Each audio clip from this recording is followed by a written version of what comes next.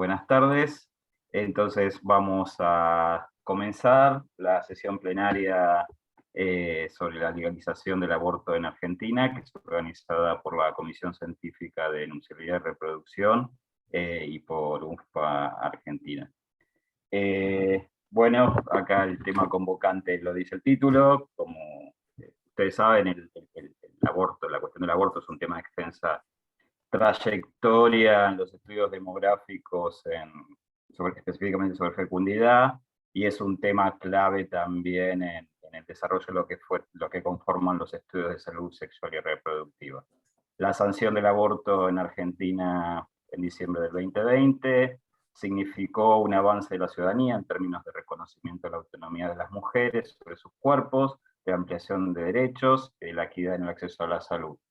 Este movimiento colectivo, en el que tuvo importancia fundamental la campaña nacional por el derecho al aborto legal, seguro y gratuito, también tuvo como base fuerte la evidencia científica en la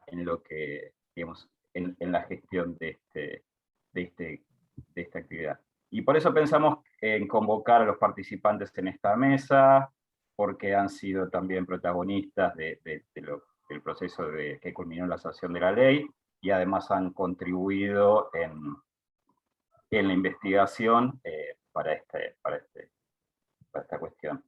Entonces, como pusimos ahí, en este contexto, esta mesa se propone reflexionar sobre el recorrido que llevó a la ley sancionada en 2020 y situar este avance en el contexto regional. Acá tenemos una representadora de Uruguay, que es también como país líder en la región sobre este tema, a partir de la mirada de diferentes actores y diferentes puntos de vista. Silvia, si querés presentar, vamos presentando y vamos, como vos te parece. Vamos a presentar primero a Mariana Romero, que va a ser la primera expositora. Mariana es directora ejecutiva e investigadora titular del Centro de Estudios de Estado y Sociedad, CEDES, e investigadora adjunta del Consejo Nacional de Investigaciones Científicas y Técnicas. Su investigación está abocada a la salud sexual y reproductiva, con especial interés en la mortalidad materna e interrupción del embarazo. Es co-coordinadora del Observatorio de Salud Sexual y Reproductiva e integrante del equipo coordinador de REDAS, la red de acceso al aborto seguro. Es asesora externa de la Dirección de Salud Sexual y Reproductiva del Ministerio de Salud de la Nación y miembro del Consorcio Latinoamericano contra el Aborto Inseguro.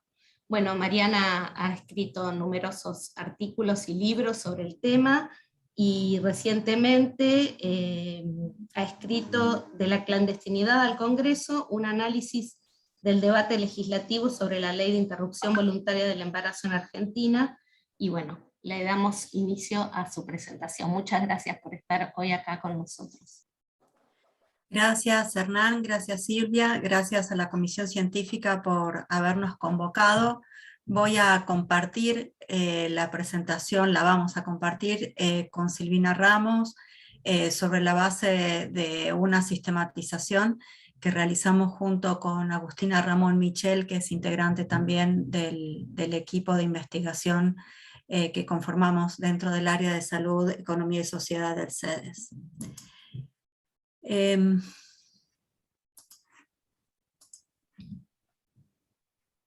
Bueno, como bien mencionaron, la idea es compartir con ustedes, perdón, ahí está. Esta sistematización que hicimos acerca del proceso no solo de debate, sino el proceso de la ley y de cómo es posible que hoy la Argentina sea un país con una de las leyes más progresistas en la región, y lo que eso puede y va a significar en términos de los desafíos de implementación de esta ley que garantiza el derecho a la interrupción voluntaria del embarazo y a la atención post-aborto. Nuestra presentación va a delinear cómo llegamos a esta ley, cómo llegamos particularmente a la instancia a finales de 2020, cuáles fueron los ejes de ese debate y cuáles en nuestra interpretación son algunas de las claves para llegar a esta legalización. El 30 de diciembre de 2020 el Congreso argentino aprueba la Ley 27.610 de regulación del acceso a la interrupción voluntaria del embarazo y a la atención posaborto. Esta es una ley comprensiva, es una ley que incluye todo el ciclo, digamos, o el continuum de atención de la interrupción del embarazo. Es una ley que da alineamientos claros acerca de las características de los servicios, acerca de las condiciones de acceso de las personas, mujeres, adolescentes, niñas y otras personas con capacidad de gestar, y de los límites y obligaciones que implica el derecho a la objeción de conciencia. Esta ley se da como producto de un proceso que nosotros entendemos que arrancó antes, que no fue solamente los debates en las cámaras, sino que tuvo que ver con la lucha histórica del movimiento feminista y de mujeres, que quizás lo podemos circunscribir como hito fundacional, la creación de la Campaña Nacional por el Derecho al Aborto Legal, Seguro y Gratuito, que hizo 8 presentaciones de proyectos de ley desde el año 2007. Y junto con la campaña, la irrupción del movimiento de Ni Una Menos, que es un movimiento social, popular e intergeneracional en contra de los femicidios, que surge como una iniciativa transversal que aparece en la escena política y mediática en 2015 a partir de femicidios de mujeres jóvenes que se denuncian públicamente y donde se reclama fuertemente la intervención del Estado para poder no solo prevenir estos femicidios, sino actuar y dar justicia a quienes son las víctimas y a sus allegados. Esta confluencia del movimiento feminista y de mujeres también se suma a algunas continuidades de la lucha por los derechos humanos en el retorno de la democracia. Quizás es más reciente la incorporación de distintas organizaciones de derechos humanos en la reivindicación de los derechos de las mujeres a la interrupción del embarazo. Sin embargo, su presencia creciente hacia el debate fue también un aporte sumamente importante y un aporte visible para dar legitimidad a este reclamo. Y también determinados instrumentos de política pública que fueron mostrando de manera progresiva el compromiso de las autoridades nacionales y de algunas autoridades provinciales para garantizar el acceso al aborto en lo que ya estaba consagrado en el marco normativo vigente, haciendo una transición progresiva no solo en el discurso, sino también en los alcances de estas normativas, desde los abortos no punibles hacia el derecho a la interrupción legal del embarazo. Y es así que en estos 4 protocolos que van incorporando las últimas evidencias científicas, la mejor interpretación del marco y la perspectiva de los derechos humanos, las mejores prácticas respecto de la provisión de los servicios de aborto y posaborto, confluyen en darle un marco de legitimidad a este proceso de legalización, y por eso es que decimos que arrancó antes de lo que fueron los debates en las cámaras. Sin duda, el punto de inflexión que significó el fallo FAL de la Corte Suprema de Justicia de la Nación en el año 2012, aclarando los alcances, particularmente de la causal violación, pero también reconociendo el derecho al aborto como parte del derecho de las mujeres, y con instrucciones, instancias precisas a los gobiernos nacionales y provinciales respecto de los estándares de calidad de la atención que debían cumplirse en el proceso de provisión de los abortos legales. La experiencia desarrollada por innumerables cantidades de equipos de salud y por la experiencia regional alrededor de la causal salud, su interpretación, causal que estaba en el Código Penal desde 1921, pero que de hecho no se aplicaba, y esta interpretación, esta fundamentación, esta argumentación como una estrategia para legitimar y ampliar el acceso al aborto seguro y legal en un proceso expansivo, digamos, hacia los distintos territorios.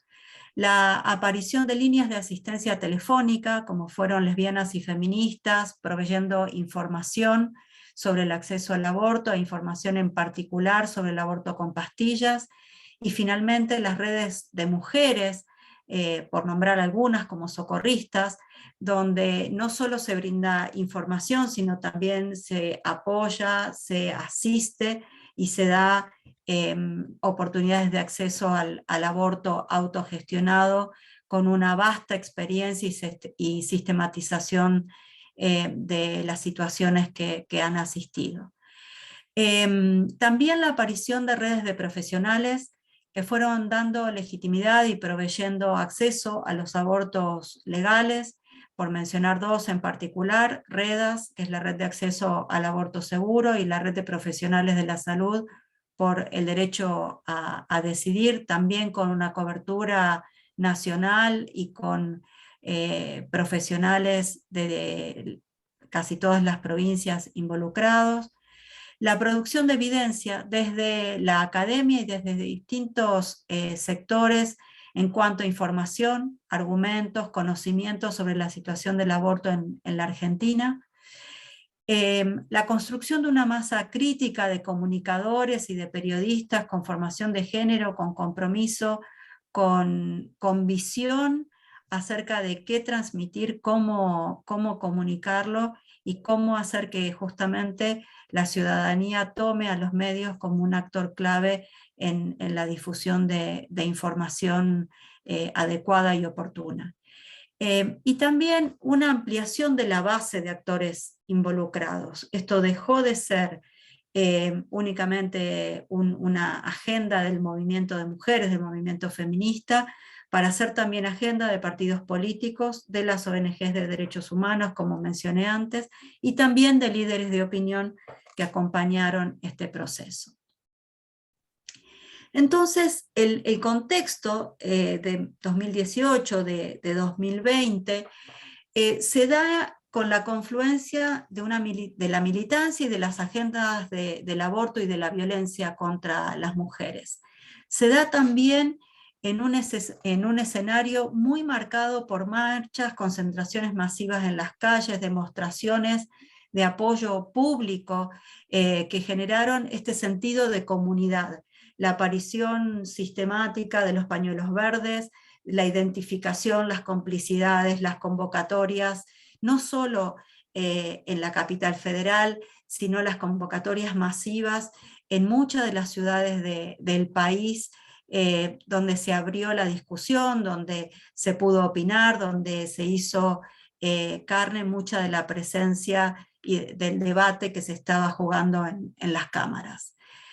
Sin duda, el fenómeno absolutamente novedoso y refrescante acerca de la presencia de las nuevas generaciones. Este nombre que finalmente englobó a la revolución de las hijas, como la presencia de jóvenes, de adolescentes ganando la calle en distintas expresiones para acompañar el debate, coexistiendo con las madres fundadoras, ¿no? Con las mujeres líderes del movimiento feminista, mujeres líderes de la campaña por el derecho al aborto legal, seguro y gratuito, que fue brindando no solo Mariana, un te queda sostén... un minuto. Mariana, Gracias. menos Sí, de un sí. minuto. Gracias, gracias.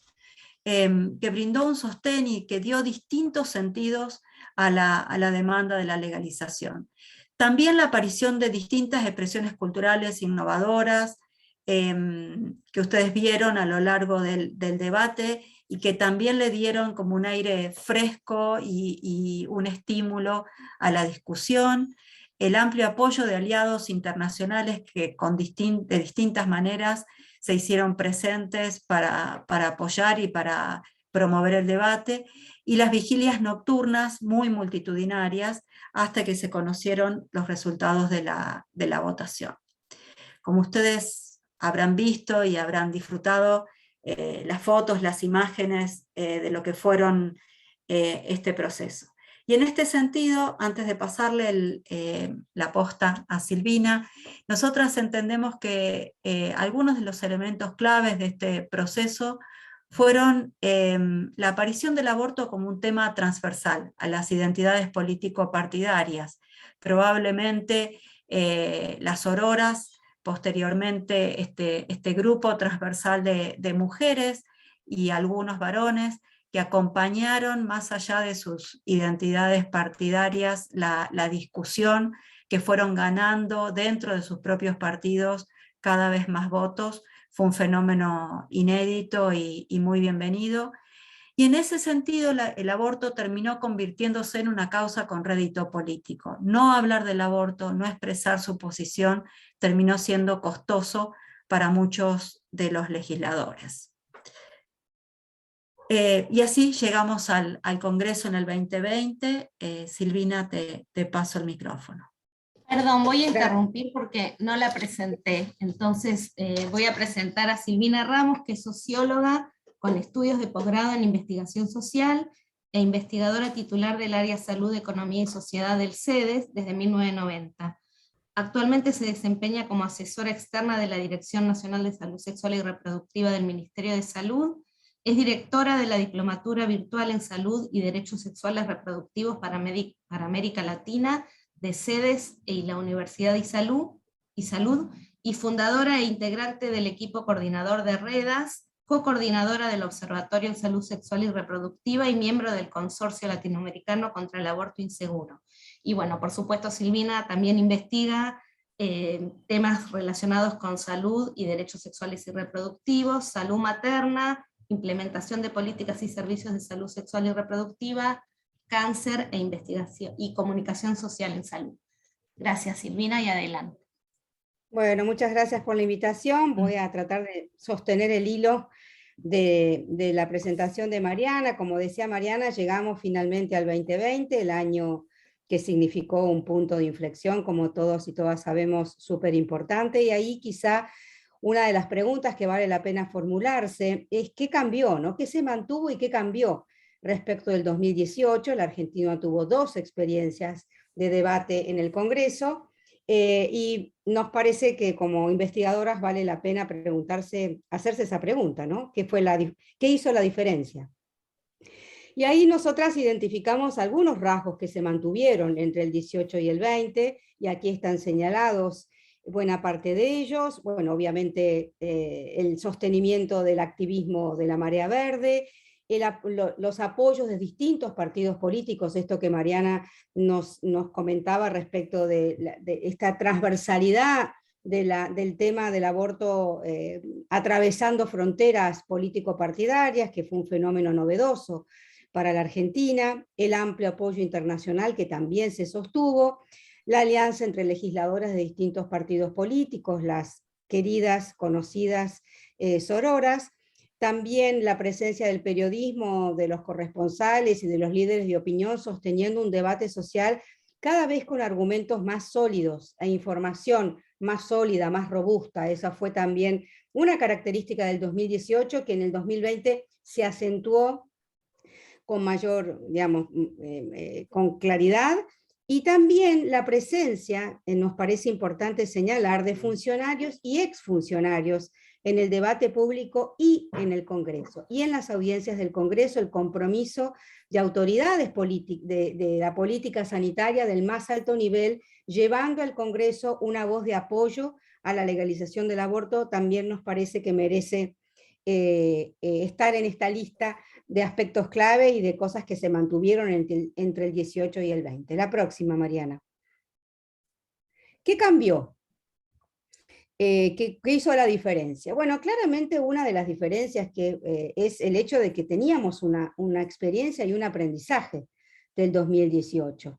Y no necesariamente nos teníamos que tropezar con las mismas piedras, y podíamos aprovechar de esa experiencia y de una revisión crítica de lo que habíamos hecho bien, más o menos, o mal. Y también fue importante y cambió en las elecciones del 2019. Hubo recambio en ambas cámaras legislativas y ahí hubo una recomposición que a nuestro entender fue favorable a la legalización del aborto. Ahí hay algunos datos que convienen señalar, básicamente vinculado a la irrupción de mayor cantidad de legisladores de generaciones más jóvenes, que no necesariamente es una garantía, pero en este caso operó favorablemente en materia de apoyo a la legalización, y también más mujeres en el Senado, que tampoco es una garantía absoluta, pero que en el caso que estamos analizando funcionaron a favor de esas mujeres ingresando a la Cámara, al Senado, votaron a favor de la legalización del aborto. Otra cosa que cambió y fue importante es el compromiso que asumió el presidente de la Nación ya en la campaña electoral. Si bien el presidente Macri, creo que es importante reconocer el hecho de que abrió el debate, habilitó el debate en el Congreso por primera vez en la historia argentina, sabemos que su posición personal había estado lejos de apoyar la legalización del aborto. En el caso del presidente Alberto Fernández, ese compromiso fue asumido tanto en términos políticos como en términos personales, y eso marcó una diferencia, a nuestro entender, también importante, traccionando mucho del oficialismo en el apoyo a la legalización. Y nos parece también importante señalar la mayor proporción de mujeres en puestos de decisión y roles importantes como el rol de la secretaria legal y técnica, que jugó un papel articulador muy importante entre las cámaras de diputados, entre diputados y Senado, y también ese trabajo que en el caso del 2020 fue un poco más subterráneo que en el 2018, a nuestro entender, de funcionarias y legisladoras tejiendo las tramas que las mujeres siempre tejemos para sacar adelante lo que queremos sacar adelante, y está en nuestra agenda de trabajo claramente. La próxima, Mariana. También cambió la estrategia discursiva. En el 2020 hubo un mayor énfasis en el tema de que el aborto es un tema de salud pública y que es una deuda de la democracia. No es que estos enfoques no estuvieran en el 2018, pero en el 2020 hubo una pequeña reconfiguración de la estrategia discursiva y se fue al debate en el Congreso con una clara discurso hegemónico, diría yo, de las posiciones verdes, pivoteando en estos dos argumentos centralmente. Hubo cambios también en el proyecto para lograr la aprobación, sobre todo vinculado a una mayor regulación de la objeción de conciencia y la excepción a las instituciones privadas de sostener esto, con muchas regulaciones también. No hubo un cheque en blanco, digamos, en estos cambios vinculados a la objeción de conciencia. Hubo también una estrategia muy astuta por parte de las legisladoras y legisladores que también apoyaban, de alcanzar un acuerdo informal en senadores antes de pasar la ley de diputados a senadores. Una estrategia bien diferente de la del 2018, que en este caso fue muy exitosa. También una decisión político-estratégica del gobierno nacional de presentar la ley del plan de los 1000 días, ¿no?, presentado por el Ejecutivo, como sabemos, para complementar, digamos, con política pública de apoyo a la maternidad y de alguna manera sopesar, diría yo, la presentación del proyecto de legalización del aborto con un proyecto vinculado al apoyo a la opción por la maternidad, que algunas mujeres también obviamente hacemos. Y por último, un activismo en las redes sociales que fue también muy fuerte en el 2020, sobre todo al calor, digamos, de las restricciones vinculadas a la pandemia, pero que hubo en ese caso, en ese mundo, una menor interpelación a legisladoras, a diferencia de lo que fue en el 2018, donde hubo sí un embate fuerte en el marco de las redes sociales. En el caso del 2020 esto fue mucho menos agitado, diría yo, y probablemente eso funcionó, a nuestro entender, produciendo menor reactividad en algunos legisladores y legisladoras en las cámaras. La próxima, Mariana. Silvina, te quedan 3 minutos. Bueno, entonces voy a ir, pasa adelante, Mariana, por favor. Estas son algunas fotos para recordar, algunas láminas para recordar. Adelante, Mariana. La aprobación en el Congreso, en el Diputados, en el Senado. ¿Qué se debatió? Y acá solo señalar, la próxima, Mariana, algunos de los argumentos que se debatieron. Aquí están analizados los argumentos legales, médicos, científicos, estadísticas y argumentos sociales y culturales, y están señalados los que a nuestro entender fueron los ejes de cada uno de estos bloques, digamos, de argumentos que fueron presentados y debatidos en el Congreso. No me voy a detener en ellos por razones de tiempo, pero ustedes tendrán oportunidad de mirar la presentación con más detalle. Y también la próxima, Mariana, si tienen mayor interés aún, nosotras acabamos de editar una publicación realizada por investigadores de distintas universidades de la Argentina, donde hemos tratado de sintetizar el debate que se sucedió en el Congreso, en las redes sociales y en los medios gráficos, tratando de dejar testimonio histórico de lo que significó este debate para la Argentina, las lecciones aprendidas que podemos extraer de eso, de tal forma que puedan ser útiles esta construcción argumentativa alrededor del debate del 2020 para otros procesos de otros países de la región y quizá del mundo también, ojalá. Y allí está la publicación que ustedes pueden consultar. Y para cerrar, decirles y retomar algunas de las ideas que mencionaba Mariana para que nos queden como mensajes clave, quizá la próxima, Mariana. A nuestro entender, cuáles fueron las claves para llegar a la legalización en el 2020. Como señalamos desde un inicio, este fue un proceso acumulativo de varios elementos. Por un lado, de políticas de acceso al aborto que la Argentina tuvo pre-debate 18-20. La Argentina tuvo un compromiso por parte del Estado que se manifestó en todos los protocolos de atención y una ampliación progresiva y un compromiso progresivo de la política pública de acceso al aborto. Eso fue un elemento clave de este proceso histórico.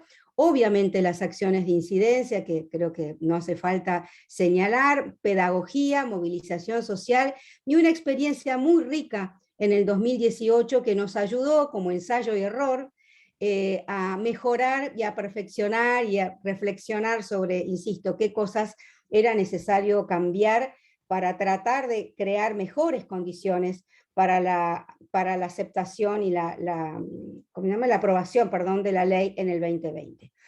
Y aquí hay algunos elementos clave, como decíamos, el recambio generacional, senadoras y la alianza entre mujeres políticas, sin duda fue a nuestro entender un elemento clave que catalizó, que ayudó a catalizar la aprobación de la ley, el apoyo del movimiento feminista y de muchas organizaciones de la sociedad civil, una estrategia discursiva que, como hablábamos recién, anclada en dos ejes muy fuertes como la deuda de la democracia. La Argentina es un país que había avanzado en muchos derechos en los últimos años y parecía que las mujeres, era que las mujeres siempre quedábamos atrás en esta materia.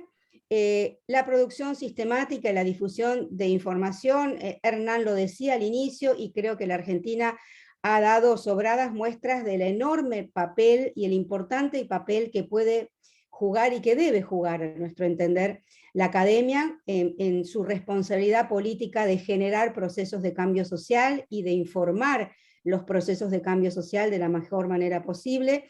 Y por último, resaltar también la intencionalidad política y el apoyo y el impulso que significó por parte del Poder Ejecutivo Nacional a la aprobación de esta ley.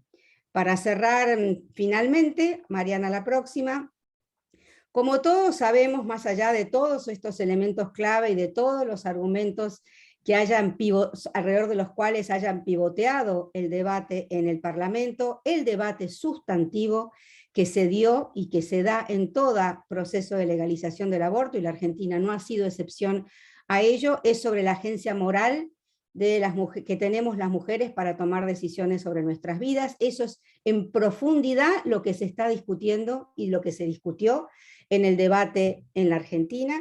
Y el otro elemento del espíritu, a nuestro entender, del proceso de legalización, tiene que ver con la paciencia, la perseverancia que tuvo el movimiento feminista en la Argentina, la recopilación y traducción de evidencia local e internacional, la elaboración de argumentos legales estratégicos y la promoción de la movilización social, que sin duda fue un elemento extremadamente importante para poner a la ciudadanía, digamos, a tono e interpelar a las cámaras del Congreso en un debate que quizá haya sido ejemplar en la historia de los debates de la democracia en las últimas décadas de la Argentina, con muchos expertos, muchos debates, muchos argumentos y una calidad del debate, más allá de muchos desvíos que siempre existen, que merece ser realmente resaltado.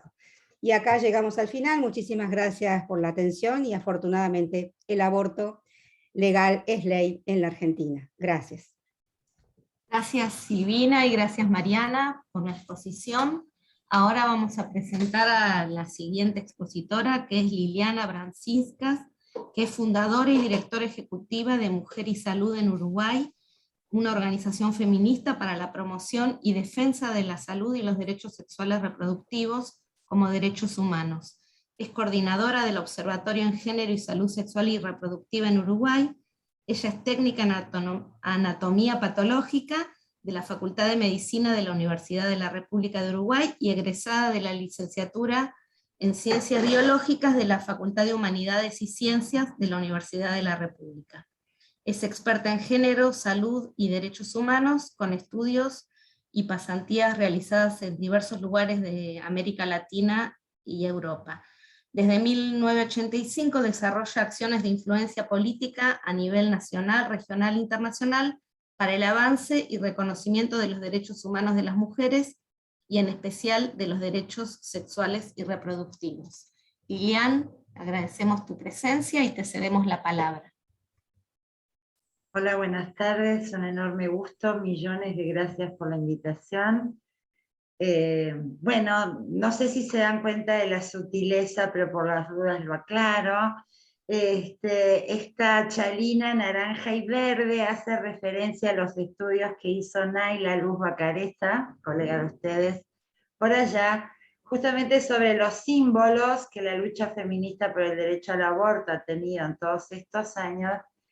Y bueno, siempre las uruguayas nos colamos cuando se habla de Argentina porque a mí me gusta la imagen de que el viento que movió los pañuelos verdes y las olas, ¿no?, que hoy tiene la marea verde en el mundo también tuvieron la contribución del abanico de la mano naranja de Uruguay que cambió la ley en 2008 y 2012, así que les agradezco enormemente la oportunidad de estar en este espacio con gente, bueno, que hace muchos años que nos conocemos y trillamos, ¿no?, estos procesos, y les agradezco realmente mucho porque creo que, bueno, la situación de Uruguay puede contribuir un poco a la fase que empieza Argentina, ¿no? El logro de una ley no es el fin del camino, el logro de una ley es el comienzo de otro largo periplo, complejo periplo,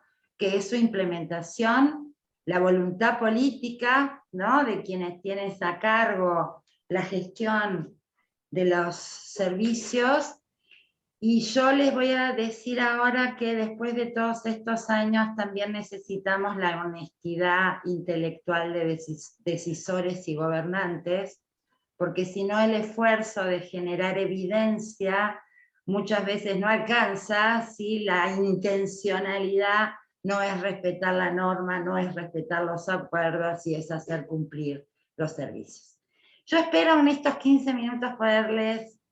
Hoy en realidad necesito un encuentro catártico porque estamos pasando por un momento en Uruguay un poquito complicado, donde acabamos de corroborar que una muy activista ginecóloga antiaborto que le ha complicado la vida a mujeres en el proceso legal de abortar ha sido nombrada responsable de los servicios de salud sexual y reproductiva, ni más ni menos que en la red de atención primaria metropolitana de los servicios públicos del país, que tiene bajo su égida más de la mitad de la población y atiende a la población con mayores dificultades económicas.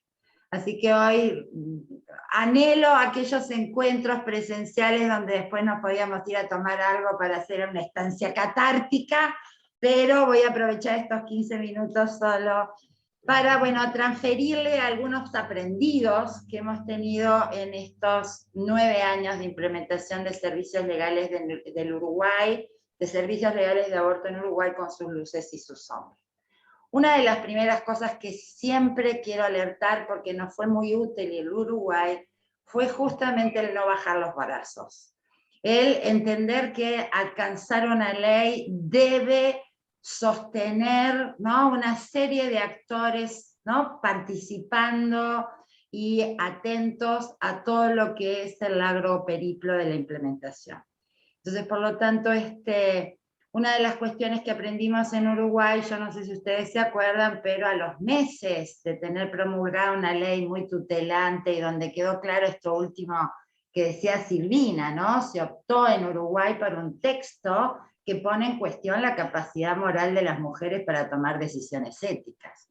Y por eso se estableció todo un complejo dispositivo para acceder al aborto legal con una serie de instancias donde las mujeres de alguna manera tienen que demostrar que están convencidas de la decisión de interrumpir ese embarazo antes de acceder a la medicación, que es el método por excelencia utilizado en Uruguay. Entonces les quiero compartir algunos datos, y esto lo renuevo porque quienes cuestionamos la ley en su momento porque la negociación política la empobreció en su contenido, después tuvimos que salir a los 6 meses a defender los servicios que se habían creado y rápidamente tener establecido el dispositivo de monitorear la implementación de los servicios para que efectivamente se garantizara el texto de la ley en el acceso real de las condiciones para el ejercicio de estos derechos. Entonces quiero mostrarle algunos datos de lo último que hemos compilado ahora desde el Observatorio de MISU, que tenemos montado desde el 2007, para políticas en salud sexual y reproductiva en general, pero desde el 2013 acompañamos la instalación de los servicios de interrupción voluntaria en el país, y fuimos detectando justamente los avances, así como los obstáculos y los riesgos de retroceso.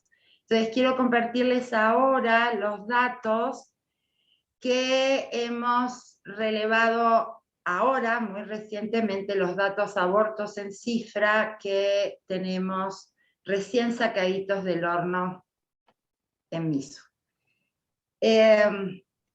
¿Ven la pantalla? ¿Se ve bien? Sí. Esta es la evolución de las cifras de abortos legales en el país, la totalidad de los servicios legales de aborto en Uruguay, tanto en el subsistema público como en el subsistema privado del Sistema Nacional Integrado de Salud, que esa es el gran mérito de la ley del 2012, ¿no?, que pone a los servicios de aborto, los inscribe en los servicios integrales de salud sexual y reproductivo y los hace medidas obligatorias para todas las instituciones proveedoras de atención de salud del Sistema Nacional Integrado.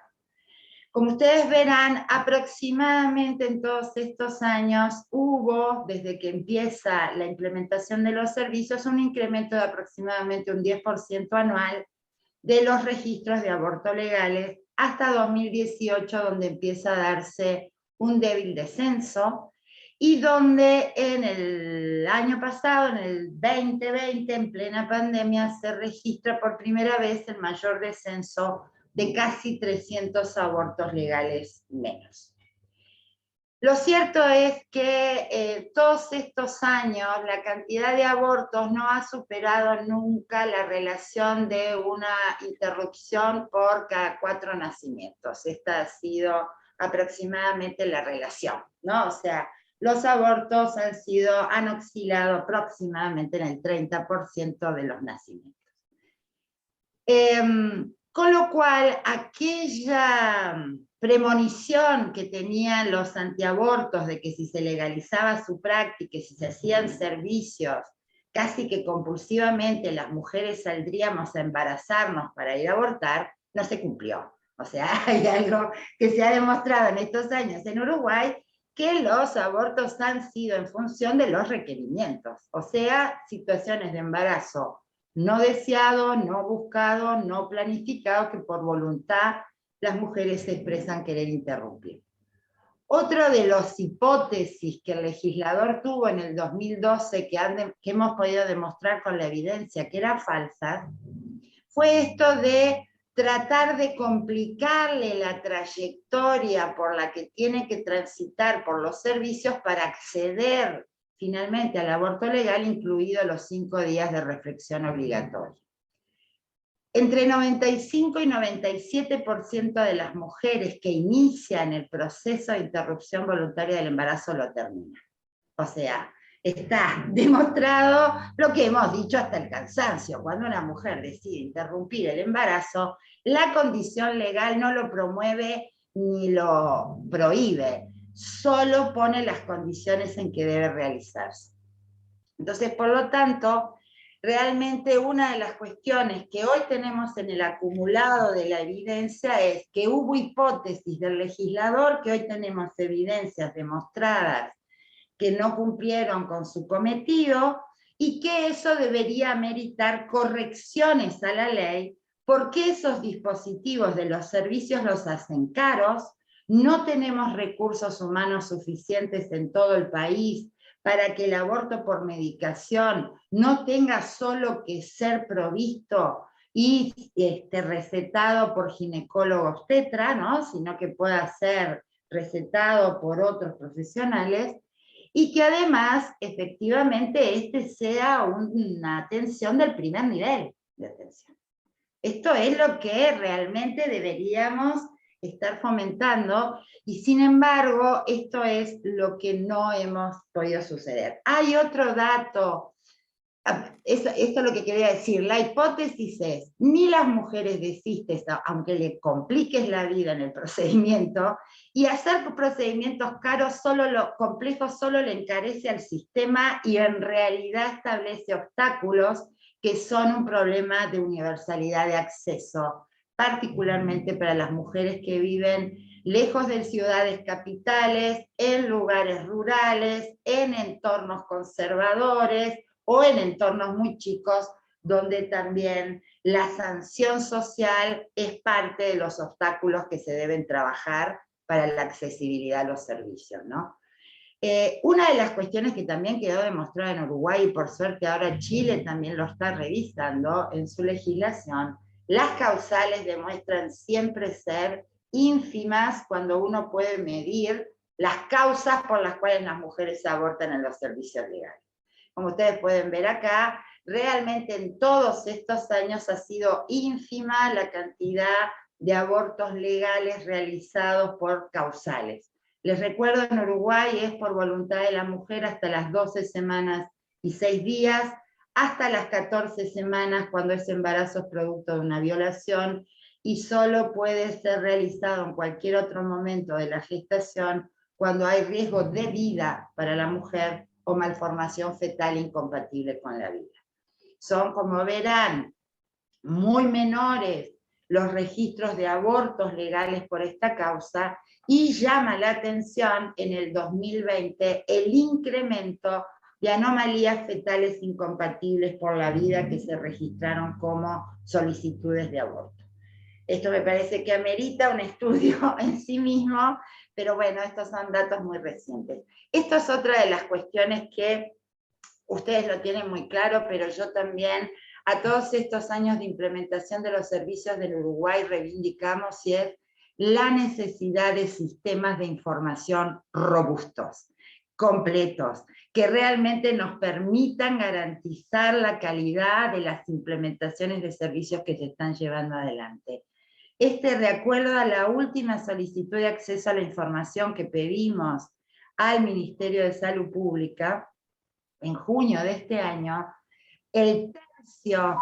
las autoridades sanitarias de Uruguay no tienen idea sobre el tercio de los servicios de interrupción voluntaria del embarazo porque no tienen datos, ni sobre cómo están constituidos los equipos, ni sobre cuántos profesionales objetores, y muchas veces tampoco tienen los datos sobre la cantidad de interrupciones realizadas. De esos que tienen los datos, del 2/3 que tienen los datos, miren los porcentajes de profesionales objetores. Es enorme. Tenemos 3 hospitales públicos en el país sin profesionales disponibles para atender aborto. 3 hospitales públicos en lugares de la población muy populosos. Y perdón, Lilian, te quedan 3 minutos. Perfecto, ya termino. Para colmo de males, esta es la data de evolución de tasa de mortalidad materna, donde ven que se desplegó, ¿no? No se desplegó, Disparó. Perfecto, gracias. En 2020, donde casi más que se duplicó, entre ellas un caso de un adolescente que muere por aborto en el proceso legal de aborto y dentro de las semanas regulares. Solo quería mostrarle este dato porque desde el año pasado, al mismo tiempo que el sistema legal registraba 300 abortos menos, nosotros en MISU, siendo una organización que no da servicios, atendimos a más de 150 mujeres expulsadas por el sistema por distintas variables. Más de la mitad de ellas las pudimos hacer retornar al sistema porque en realidad las habían mal informado, las habían tratado de desestimular, las habían tratado de demorar en el proceso legal de aborto. Por eso desde el año pasado y gracias al apoyo de las compañeras socorristas de Argentina, montamos la red de acompañamiento feminista en aborto en Uruguay que se llama Las Lilas, y en lo que va de este año ya llevamos 121 acompañamientos, entre ellos más del 60% fuera de sistema por demoras, ¿no? Quedaron fuera de los términos, no está aplicando el sistema la estrategia de reducción de riesgos y daños. Este es el contexto político. Hoy nos gobiernan quienes históricamente estuvieron en contra del aborto.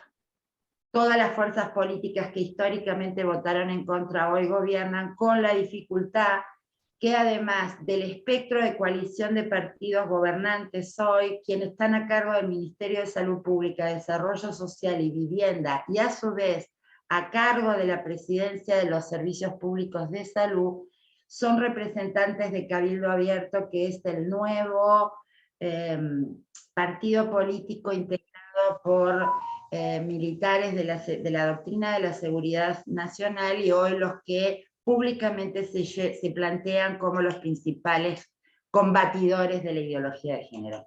¿Qué lee el ministerio? Que como no hay denuncias todo funciona bien y por lo tanto no hace ningún tipo de correcciones. Estas son las informaciones últimas que lo hemos hecho sobre aborto en cifras y también sobre anticoncepción en cifras, porque justamente una de las cuestiones que hicimos con CLACAI el año pasado fue tratar de dar seguimiento a la recomendación que hizo la Comisión Interamericana de Derechos Humanos, donde justamente la salud reproductiva tenía que ser vital, ¿no? O sea, y por lo tanto monitoreamos cómo estaban funcionando los servicios. Yo creo que hoy tenemos, esto es lo que les decía, ¿no? Hoy en Uruguay, les quiero decir con honestidad, estamos en lucha y resistencia, tratando de que realmente se desplieguen los mecanismos democráticos para que se respeten leyes normativas consagradas y además corroboradas por la ciudadanía, y que se cumpla la prestación de los servicios, pero el clima está enrarecido. Esta semana también se ha hecho una propuesta para interferir en el proceso legal de aborto, tratando que organizaciones religiosas puedan llegar a las mujeres que están en el proceso de abortar para indicarles formas de poder seguir en ese embarazo para mantener a su bebé. Y además estamos bombardeados por una serie de proyectos de ley que están tratando de personificar al feto.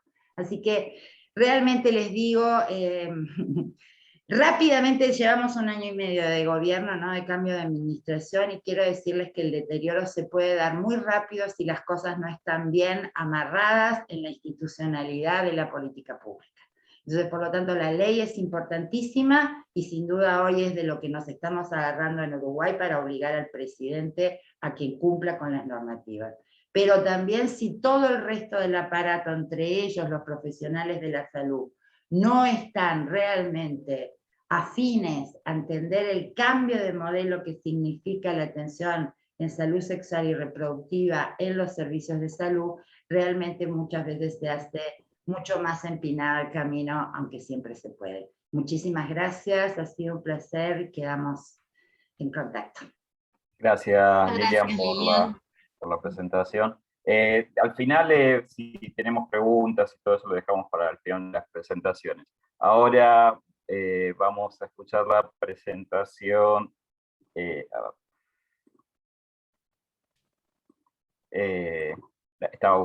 Valeria Isla, que es directora nacional de Salud Sexual y Reproductiva del Ministerio de Salud de la Nación, e integró el equipo interministerial de redacción del proyecto de ley de interrupción voluntaria de embarazo y atención posaborto, que culminó con la sanción de la ley 27.610. Es coordinadora general del Plan Nacional de Prevención de Embarazo No Intencional en la Adolescencia, ENIA. Sus líneas de trabajo son la gestión de políticas públicas sociales, diseño, implementación y evaluación de programas sociales desde la perspectiva integral y de derechos, así como las políticas públicas y los derechos sexuales y reproductivos. Se desempeñó como consultora de UNICEF y UNPA en temas de abusos sexuales, embarazo forzado en la niñez y adolescencia, y fortalecimiento de la estrategia de atención primaria de la salud y de funciones esenciales de salud pública. Fue secretaria de Desarrollo Social del municipio de Quilmes, provincia de Buenos Aires, y coordinadora del Programa Nacional de Salud Sexual y Procreación Responsable del Ministerio de Salud de la Nación durante el periodo 2005-2007. Así que, Valeria, te damos la palabra, gracias. Muchísimas gracias por la posibilidad de compartir con ustedes este espacio. Bueno, voy a compartir la pantalla. Vamos a ver si...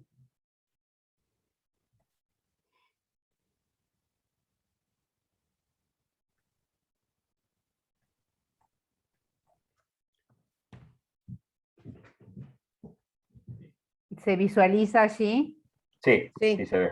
Bueno, muchísimas gracias a EPA y a los integrantes, Silvia, Mario y equipo, bueno, y mis colegas Silvina Ramos, Mariana Romero y la colega de Uruguay. Mariana y Silvina presentaron lo que fue el proceso con mucha claridad para llegar a la sanción de la ley. Lo que yo voy a compartir con ustedes en este ratito son algunos hitos de lo que podríamos llamar la nueva etapa que se abre a partir de la sanción de la ley, la entrada en vigencia, que es la construcción de la política pública en base a lo que plantea la ley. Como sabemos, la ley regula el acceso a la interrupción voluntaria y legal del embarazo y a la atención posaborto. Es de orden público. Esto es muy importante para un país federal como la Argentina, ya que es de cumplimiento obligatorio en todo el territorio argentino. No necesita ningún tipo de adhesión y entró en vigencia en enero para todas las provincias y ciudades de la Argentina por igual. Esta ley además refuerza la política federal de salud sexual y reproductiva. Es la base también la ley para el protocolo de atención integral con derecho a la interrupción voluntaria y legal del embarazo, que se aprobó por resolución de la ministra de Salud hace muy poquitos meses, y que es una herramienta clave para la implementación de la política pública. Es una herramienta clave para los equipos de salud, para los funcionarios, las funcionarias, para las máximas autoridades políticas e institucionales, y también para directores, directoras de hospitales, que están al frente de los servicios. Y esta ley también fortalece el rol de rectoría del Ministerio de Salud hacia los 3 subsistemas, el público, de obras sociales y de medicina prepaga. Yo centré esta implementación de la ley también en un juego, digamos, en paralelo con lo que significa la producción de información para el monitoreo de las políticas públicas, para la rendición de cuentas a la sociedad y también para la toma de decisiones cotidianas en lo que es la implementación de la política pública. Organizamos estos reportes, esta información en 3 grandes grupos.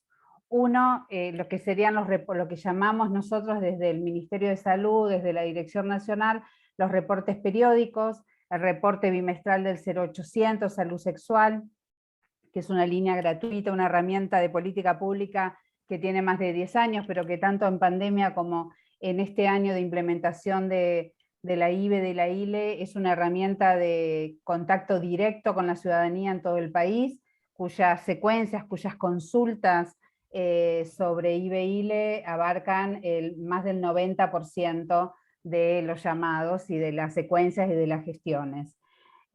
Otro reporte periódico es el monitoreo, los reportes de monitoreo del Planenia, que incluyen, como marca la ley, acciones de prevención, de acceso a métodos, el trabajo de la prevención del embarazo no intencional en la adolescencia, informes de gestión de la Dirección Nacional de Salud Sexual y Reproductiva, este es un informe anual, un informe específico de implementación de la IBE-ILE, de la ley, que tiene un primer informe del primer semestre, ahora vamos a ver algunos detalles, y también como reportes periódicos, un reporte del área legal, porque en la Argentina gran parte de estos meses de implementación también hemos tenido toda una presentación de acciones judiciales para limitar o restringir la ley que ha requerido un trabajo enorme de abogadas feministas, de equipos de sociedad civil y de equipos de la Dirección Nacional para poder tener una estrategia política, también de política pública en relación a estos temas legales.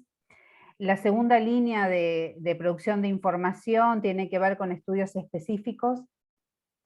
Tanto hemos realizado el impacto de la pandemia de COVID-19, que toma no solo métodos anticonceptivos en las provincias, sino también qué pasó con el acceso a la ILE en ese momento. El 2020 teníamos interrupción legal del embarazo.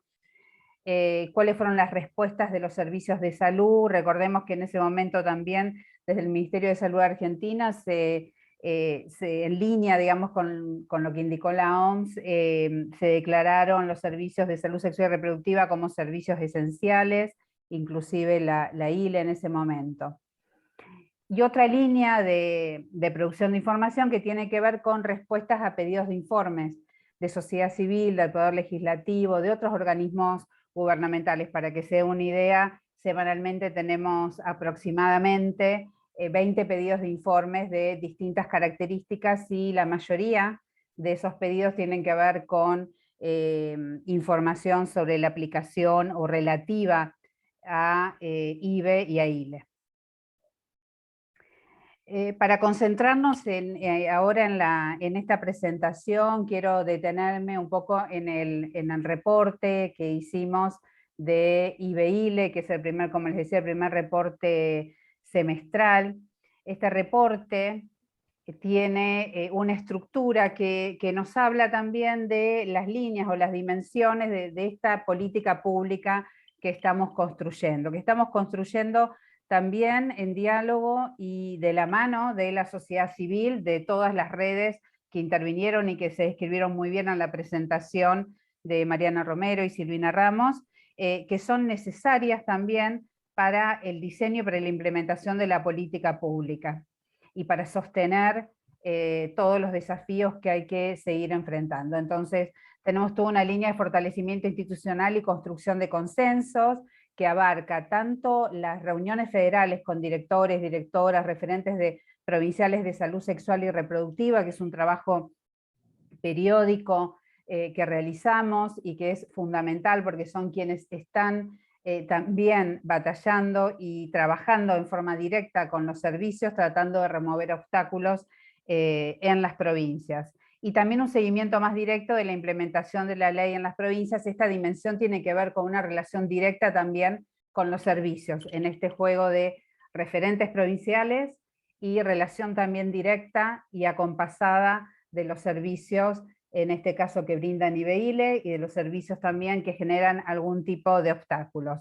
Una segunda línea de construcción de esta política pública tiene que ver con la capacitación, y la ley de IBEILE lo indica de esta manera, y lo dividimos por un lado en lo que es la actualización profesional, tanto de IBEILE como la línea de AMEU, que para la Argentina es importante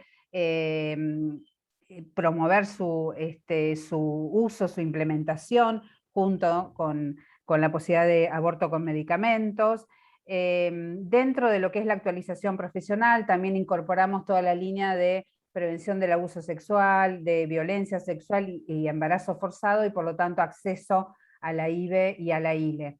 Luego toda una línea de asistencia técnica que tiene que ver con el seguimiento personalizado de las secuencias de las consultas que llegan por el 0800. Una vez que nos ingresan esas consultas, hay un equipo de gestión de médicos, de psicólogos, de trabajadores sociales que hablan tanto con los referentes de salud sexual como con los servicios para acercar, para remover el obstáculo y garantizar de manera muy personalizada el acceso concreto a la interrupción del embarazo y conectar con un servicio, con un equipo que lo pueda garantizar. También allí, bueno, todo el tema de las asistencias técnicas para lo que es segundo trimestre, u otros requerimientos que son más a medida de las características o de la situación de cada uno de los servicios o provincias. Como ustedes saben, la situación es muy diferenciada entre las distintas provincias y distintas regiones de nuestro país. Por lo tanto, esta herramienta de la asistencia técnica nos permite ir acompañando en el momento en que está esa provincia y esos servicios en lo que es la implementación de la ley. También, pasando muy rápidamente, tenemos una dimensión de la política pública que es aseguramiento de insumos.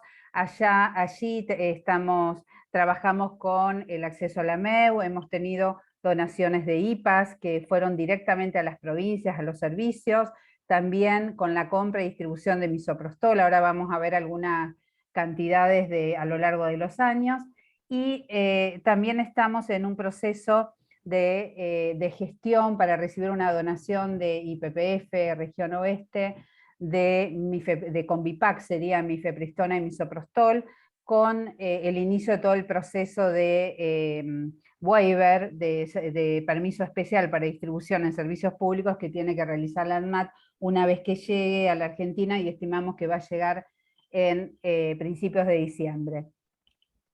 Cabe destacar que uno de los desafíos que tenemos para adelante en la política pública es que el Convipac, la mifepristona, pueda tener registro en la Argentina y pueda comercializarse en la Argentina. Bueno, otra línea es las prestaciones de IBEILE del programa SUMAR, que es un programa que financia al sistema de salud. Es un modelo de financiamiento basado en incentivos, en montos que se transfieren a las provincias por algunos indicadores de desempeño. Todo el paquete de cuidados de salud sexual y específicamente de IBEILE ha sido incorporado y tiene un financiamiento, y se está trabajando con una estrategia de mediano y largo plazo para que se integre a la estructura del sistema sanitario. Bueno, las tareas de rectoría, allí encontramos todo lo que son los protocolos, tanto la actualización del protocolo IBEILE del 2021, como también el protocolo de atención a personas víctimas de violaciones sexuales. Estamos trabajando también prontamente publicaremos el protocolo, la guía de atención posaborto actualizada. La última fue del 2015, y también de anticoncepción post-evento obstétrico.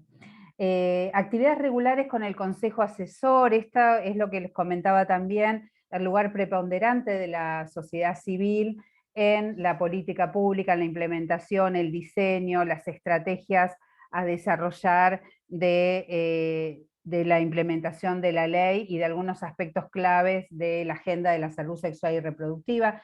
está integrada por organizaciones científicas y de la sociedad civil, feministas, activistas también, de larga trayectoria en la Argentina y que han contribuido sin dudas a ser parte de que la ley sea una ley que está vigente en la Argentina. Y también hay espacios-tiempos específicos para trabajar con las redes de socorristas, las regionales de REDA, las regionales de la Red por el Derecho al Aborto Legal, Seguro y Gratuito, con la campaña también, para poder comprender y poder escuchar y poder afinar la política pública con un nivel de microgestión adaptada a lo que pasa en cada uno de los territorios. En este sentido, toda la tarea de acompañamiento amoroso que realizan las compañeras de las redes socorristas y las redes que trabajan a nivel comunitario con el aborto en casa, con los puentes hacia el sistema de salud, es algo sumamente importante a la hora de tener en cuenta en lo que es la visión de la política pública. Y bueno, y luego estrategias de comunicación general.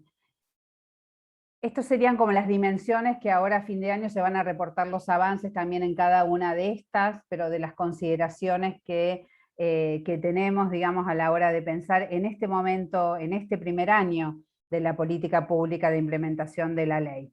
Y aquí, a modo muy general, no voy a entrar en detalles, sí quería compartir con ustedes qué áreas del Ministerio de Salud ya tienen asignación de recursos para la implementación federal en todas las provincias de la ley de interrupción del embarazo. Tenemos desde la jefatura de gabinete con el trabajo de todo el área de gestión administrativa, presupuestos, autorizaciones de importación y procesos de insumos para la IBILE, las superintendencias de servicios de salud que regula las obras sociales, sindicales y prepagas. Bueno, el plan de embarazo no intencional, el programa de Remediar es quien hace la logística de todo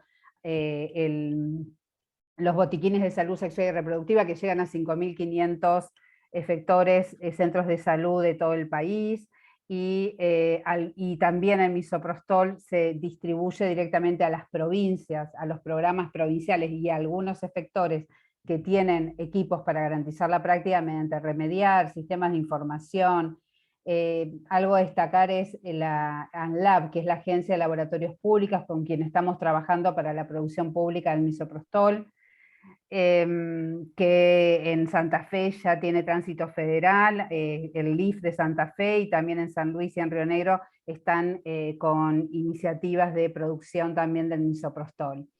La dirección de articulación con provincias, atención primaria y toda la necesidad de introducir la estrategia de IBE, sobre todo el primer trimestre, dentro de la estructura de atención primaria y las políticas públicas de acceso a los centros de salud. Esto para dar un panorama de la diversidad y también la prioridad en que esta ley esté de manera transversal en cada una de las estructuras que definen la política sanitaria del país. Este es el esfuerzo y también este es el desafío. Para compartir con ustedes, seguir ya, creo que me falta poquito, quería compartir con ustedes algunas cifras. Este número lo hemos conformado con un registro que trabajamos con las provincias. No existía un registro anterior, solamente teníamos distribución de misoprostol, de insumos, pero estas son las primeras cifras oficiales que tenemos luego de la ley en relación a las provincias. Estamos en 25.894 interrupciones reportadas por las provincias, tanto Buenos Aires, Santa Fe y Ciudad de Buenos Aires. La información es brindada directamente por los referentes y directores provinciales. Otro dato importante es ver la evolución de los tratamientos de misoprostol distribuidos. Hay algunas provincias que, como verán, digamos, el primer semestre del 2021 ya se distribuyó lo mismo que en el 2020, y va aumentando, digamos, la disponibilidad del insumo. Sabemos también que es muy importante que este insumo esté disponible para poder mejorar el acceso, y hay algunas experiencias en Argentina, en algunas jurisdicciones en donde se ha demostrado que un factor que mejora el acceso es la disponibilidad sostenida y reiterada del insumo. Otro dato que quería compartir con ustedes es este, efectores públicos de salud que dan respuesta en IBIL. Esta información es a septiembre del 2021, 1.247 efectores. Recuerden, esto también es un tema estructural y un desafío de la política pública. Recuerden que hablamos de 5.500 centros de salud que estaban recibiendo el botiquín de salud sexual con métodos anticonceptivos en todo el país. Acá hay una brecha importante. En diciembre del 2021, en diciembre del 2020 teníamos 950 centros efectores públicos que brindaban esta prestación. Se ha ido aumentando, pero esto sin duda es uno de los grandes también desafíos de la política pública en esta materia. Valeria, te quedan 3 minutos. Bueno, perfecto. Aquí, bueno, van a ver, si se comparte luego la publicación, van a poder tener acceso a los datos de los reportes bimestrales de 0800. Quería compartir dos cuestiones más con ustedes. Por un lado, los datos también de reporte periódico, lo que les comentaba de las causas legales. El total de causas judiciales 36, donde tuvimos intervención 11, 24 ya fueron rechazadas.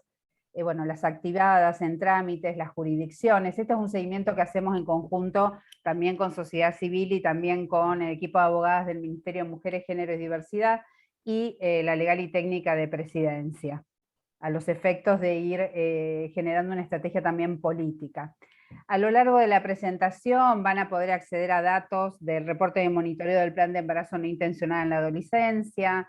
Como saben, la ley también incluye estrategias de ESI, de educación sexual integral, el refuerzo también de los programas de salud sexual y reproductiva. Bueno, aquí algunos de los informes que mencionamos anteriormente. Y para ir cerrando, quería destacar, digamos, como grandes desafíos entonces es consolidar un sistema de información. Estamos diseñando lo que se llama el SILVE, el Sistema de Información Federal para el Acceso al Aborto Voluntario y Legal en la Argentina. Esperamos poder ponerlo en funcionamiento a principios del 2022. El otro gran desafío es ampliar los equipos y los efectores que realizan las prácticas, incorporar la IBE en la estrategia de atención primaria, fortalecer los servicios y los equipos de referencia en segundo trimestre y también en segundo trimestre avanzado, y sin dudas que poder incorporar en el registro la mifepristona o el Convipac para la disponibilidad de los equipos de salud como grandes desafíos. Muchísimas gracias. Muchas gracias Valeria por la presentación. Bueno, pasamos entonces a la última presentación de esta mesa, que va a presentar Mario Pecceni. Lo presento a él. Es doctor en Ciencia Política por la Universidad de París III, es profesor titular regular de Sociología de la Salud y profesor titular de Ciencia Política de la Universidad de Buenos Aires, investigador principal de CONICET con sede en Instituto Germani. En 2018 ha sido votado por sus pares para representar las ciencias sociales y humanidades en el directorio del CONICET. Desde julio de 2019 es vicepresidente de Asuntos Científicos del CONICET. En 2003 recibió el premio Husay en Ciencias Sociales. Ha sido investigador o profesor visitante en las universidades de Columbia, Michigan, París III, Estatal de Río de Janeiro, Federal de Santa Catarina, la Cayetano Heredia de Lima, Utah, Ciudad del Cabo, y UNSAM, Flaxo, CEDES y CENEP, entre otras instituciones. Trabaja sobre derechos humanos y política en relación con la salud, el género y la sexualidad. Mario.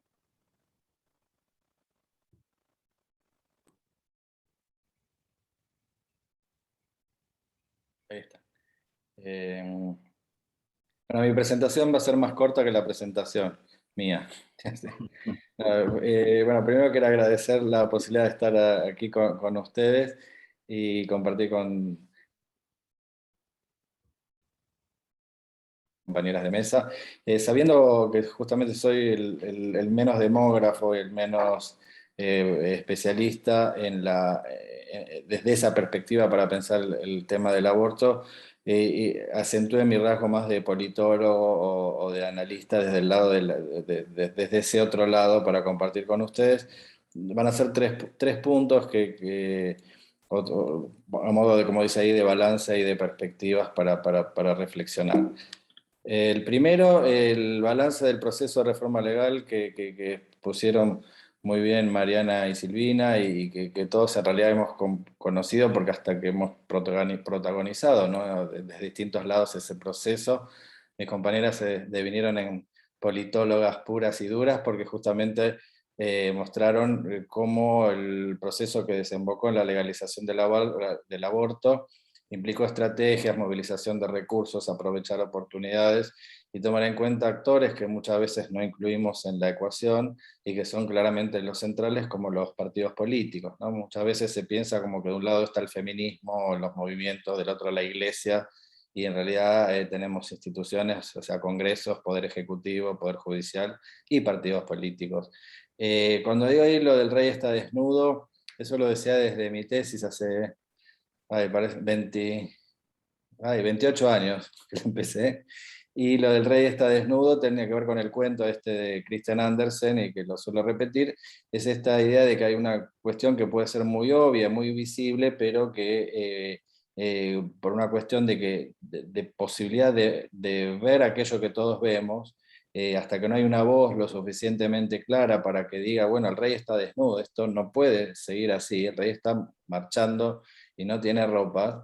Y algo que hoy nos parece, tenemos el aborto legal y ya nos parece inverosímil de que en este país una mujer podía estar amenazada de ir presa si interrumpía un embarazo, ¿no?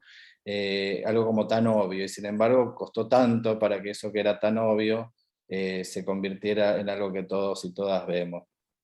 En ese sentido, como señalaban también Mariana y Silvina, el papel del Poder Ejecutivo, que eso también lo trabajamos con Lilian y Sonia Correa y Susan Wood para pensar el caso uruguayo, ¿no? El Poder Ejecutivo es el que hace el pase de gol y el que termina haciendo el gol, ¿no? Y eso lo hemos visto también con matrimonio igualitario y con otras cuestiones tan claras, ¿no? Y después, para retomar unas categorías de Maquiavelo de hace 500 años, la de virtud y fortuna, ¿no? Virtud es cuando un príncipe o quien tiene el poder se da maña para hacer lo que se propone, pero que eso, cuando el viento va a favor, es más o menos sencillo, y cuando la fortuna está adversa es complicado. Bueno, y la fortuna, que además estamos hablando de categorías de hace 500 años, la virtud está asociada a lo viril y la fortuna a los humores cambiantes de las mujeres.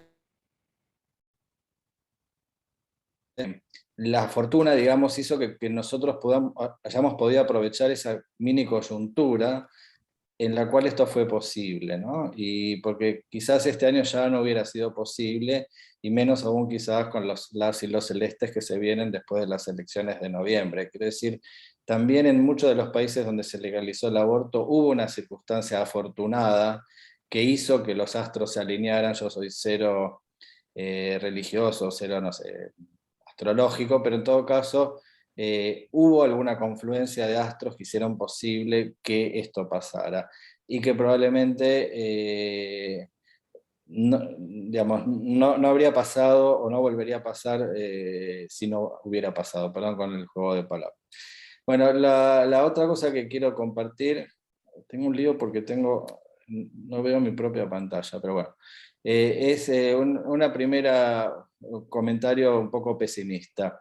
Lo de tiempos sombríos, retomo la idea de Hannah Arendt, ¿no? De un tiempo donde estamos a cada paso obligados a tomar decisiones éticas que siempre son complicadas, que siempre son males menores, donde bueno, la vida se nos vuelve jorobada. Y acá voy a hacer una especie de hipótesis un poco ambiciosa, pero para pensar en dónde estamos en relación con el aborto. Norbert Lechner, un gran teórico social, sociólogo que todos hemos leído, tenía un artículo que se llamaba Responde la democracia a la búsqueda de certidumbre. Esta idea de que estamos en una circunstancia de incertidumbre, y la democracia es el instrumento más frágil que tenemos, pero quizás el único para dar cierta previsibilidad a nuestras vidas en comunidad política. Y ahora lo que vemos por eso digo que va a ser ambiciosa mi hipótesis, una suerte de incertidumbre del lugar que tenemos en el mundo, en particular para los varones. Los varones, y esto es un campo muy fértil para el fascismo o ni siquiera el retorno a discursos súper autoritarios de jerarquía de clase, de género, de generación, de raza, como hemos visto, por ejemplo, en Brasil o en Estados Unidos, o en tantos otros partidos políticos en todo el planeta. Y esta incertidumbre de nuestro lugar en el mundo deriva de un doble proceso, que son bastante conocidos. Uno, la crisis del capitalismo inclusivo, o sea, la movilidad social a través del mercado, la inclusión en el mercado de trabajo, o más bien la ilusión de que esto podría ser posible, que ya sabemos hace 30, 40 años que esto está en crisis, y la crisis del varón proveedor, ¿no? de la identidad, la inclusión a través del trabajo. Pero esto se suma a la otra crisis a la cual hemos contribuido a producir, que es la crisis de las jerarquías de género y de generación.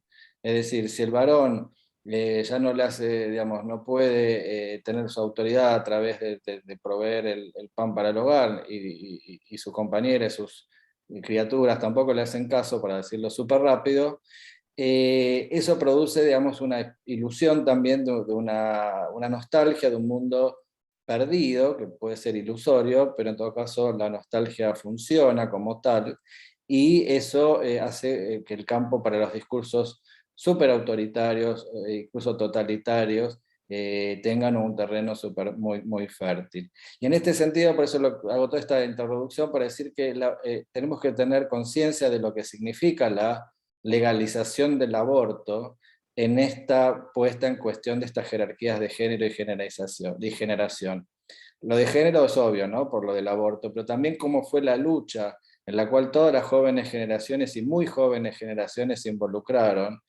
Es un terreno, repito, y me estoy repitiendo, muy propenso para esta incertidumbre, este no saber cuál es mi lugar presente y futuro, sobre todo, de quienes hemos o han sido los privilegiados de estos grandes órdenes, que son básicamente este orden patriarcal, ¿no?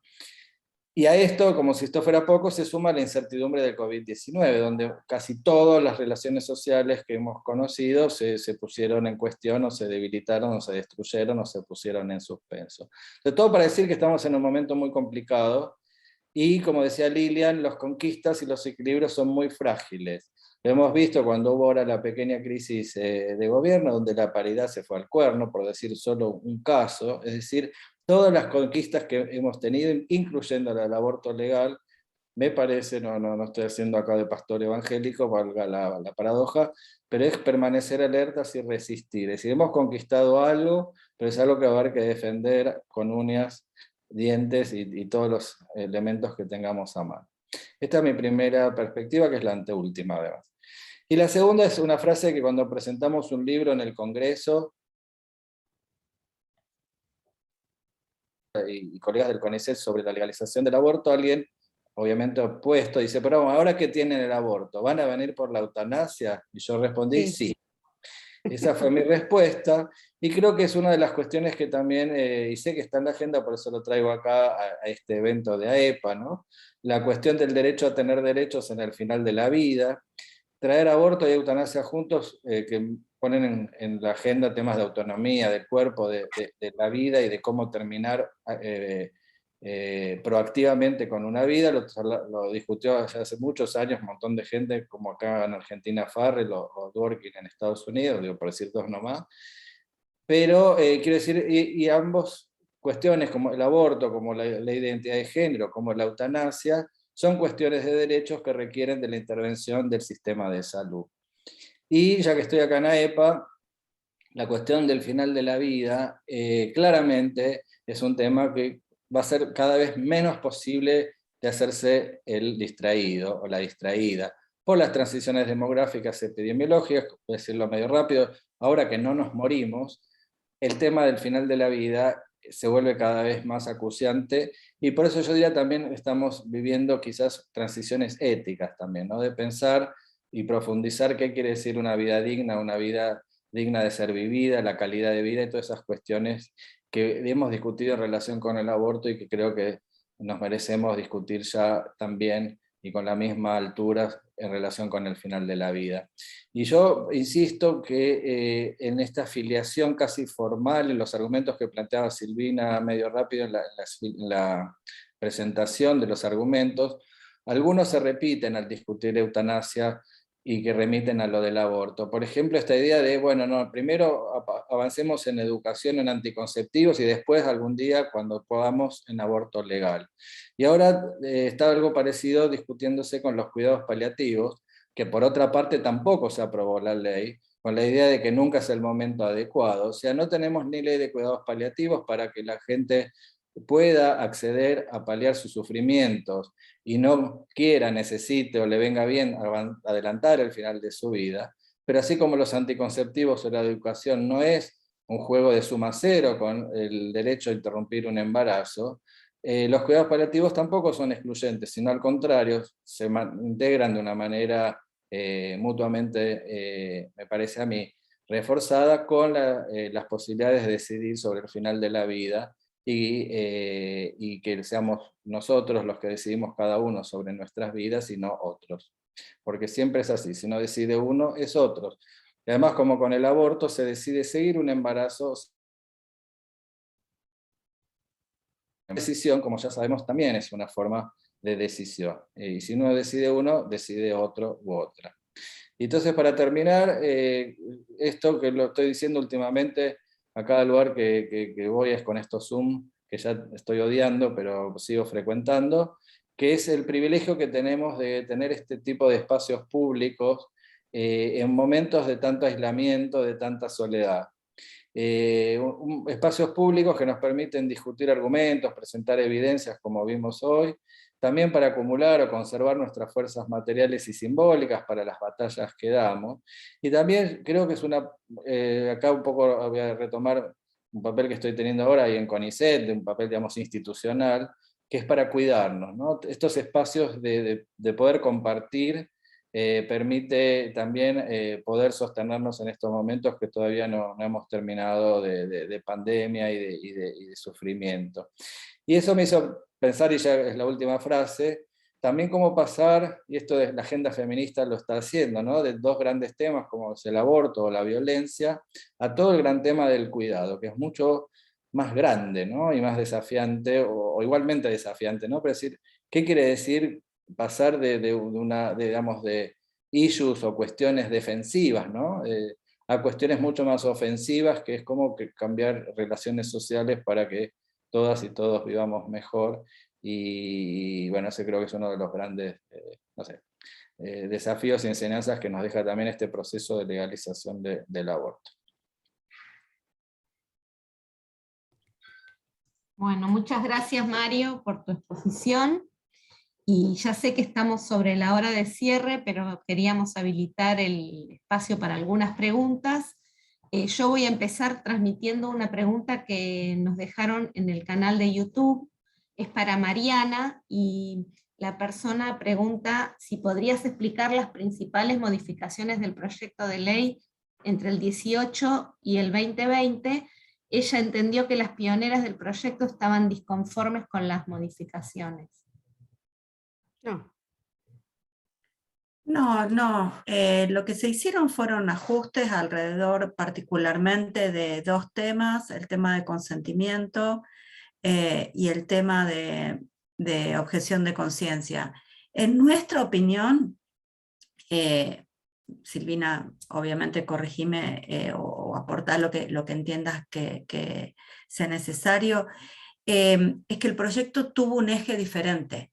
El proyecto se ancla en una visión mucho más de salud pública, con un marco obviamente de perspectiva de derechos y con un refuerzo de la inserción de esa ley en una serie de otros instrumentos normativos y en profunda armonización con el Código Civil y Comercial que había sido digamos, aprobado en 2015, ¿no? Entonces, me parece que a simple vista, digamos, los dos proyectos en sustancia no cambian, Sin embargo, la argumentación alrededor de los proyectos es diferente. Perdón, y Valeria, obviamente tu apreciación en este sentido más que bienvenida, ¿no? Sí, coincido, Mariana, básicamente con tu planteo, así que no tengo mucho más para agregar. Además, perdón, sí, algo que sí era importante, que cuando trabajamos en la ley, un objetivo era que sea una ley viable, o sea, queríamos que la ley salga. Y eso se notó en todo el proceso, tanto en el trabajo de la Secretaría Legal y Técnica con todas las legisladoras de oficialismo y de la oposición, como con las organizaciones de la sociedad civil. Teníamos un piso mínimo que no se negociaba, pero queríamos una ley que pudiera, que se pudiera votar en las dos cámaras. Silvina, ¿vos querías decir algo? Sí, si no hay otro participante, no quiero quitarle el espacio a colegas que hayan hecho preguntas. O sea, poneme bueno, a ver, no sé, la cola. Georgina tiene una cola. pregunta, ¿y alguien más tiene alguna pregunta? Así sabemos con cuánto tiempo contamos. Bueno, Georgina pregunta si querés. Bueno, hola a todos y muchísimas gracias por las presentaciones que estuvieron realmente un lujo, lo digo con total sinceridad. Y tenerlos además a ustedes que fueron testigos, digamos, no solo nos están dando toda la información, pero bueno, han sido testigos de todo, no testigos, activas en todo este proceso, así que además les agradecemos lo que tenemos.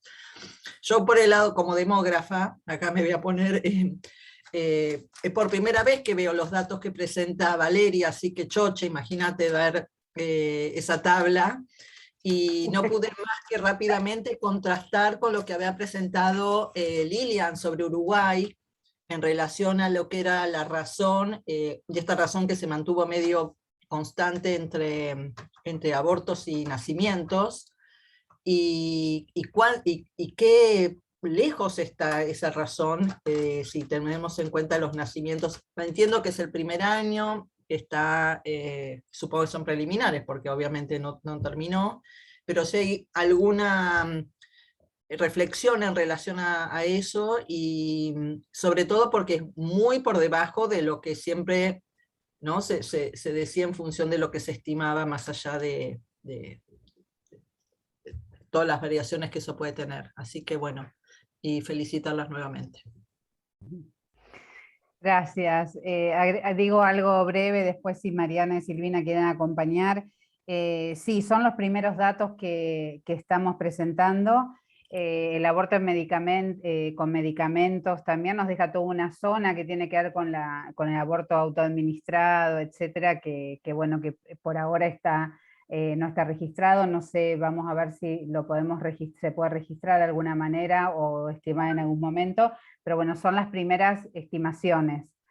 No sé si Mariana o Silvina quieren complementar. Sí, yo creo que va en esa misma línea, o sea, es el primer semestre además, ¿no? Claro. Pero de todos modos yo creo que más allá de las limitaciones que tiene la información, que esperamos se puedan remontar, digamos, con el mejoramiento del sistema de información, el compromiso de quienes generan esta información, que viene como de abajo para arriba, ¿no? La información se genera a nivel de los servicios, y va pasando para arriba y termina llegando a la dirección. Si el servicio no tiene, el profesional o la profesional no tiene un compromiso muy proactivo para registrar esa información, no termina llegando a donde tiene que llegar, ni se sistematiza de la manera apropiada. Pero más allá de esta consideración que me parece importante para situar el dato, creo que la reflexión de Georgina es muy interesante y hay que seguir el rastro.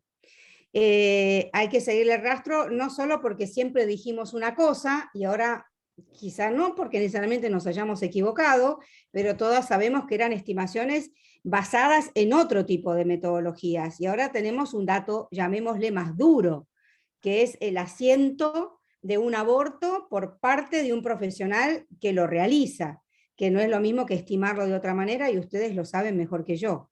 Entonces creo que hay que generar primero la cultura del dato, que eso ya lo sabemos, que la Argentina es poco apegada a la cultura del dato en todos sus niveles, y también generar una nueva manera de pensar las estimaciones y la relación entre el aborto y otros eventos reproductivos, porque vamos a generar un tipo de información absolutamente novedosa. Entonces va a haber que repensar los problemas vinculados a la incidencia del aborto en la Argentina de una manera diferente de lo que lo veníamos pensando hasta ahora, y eso ahí ustedes como demógrafos y demógrafas tendrán un rol, a mi juicio, importantísimo, porque hay que pensarlo de otra manera.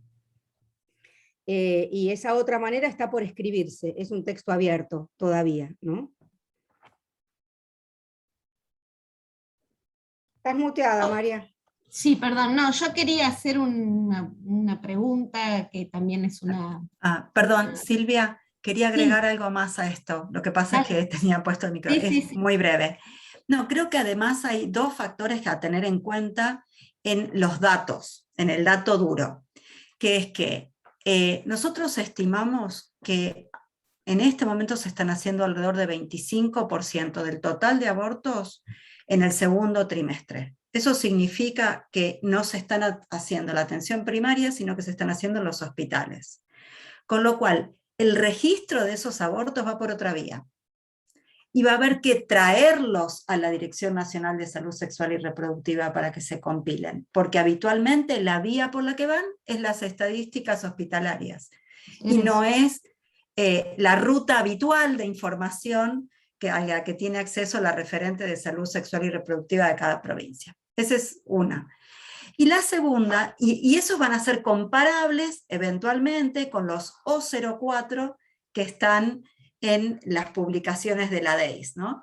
Entonces ahí tenemos como otra modificación, digamos, de lo que va a haber que hacer. Y después está todo el sector privado, que las estimaciones que nosotros hicimos en el año 2000, que hizo particularmente, perdón, Silvia, yo digo porque éramos parte del equipo, pero Silvia y Alejandra llevaron adelante, se le preguntaba a la población general y a los prestadores, ¿no?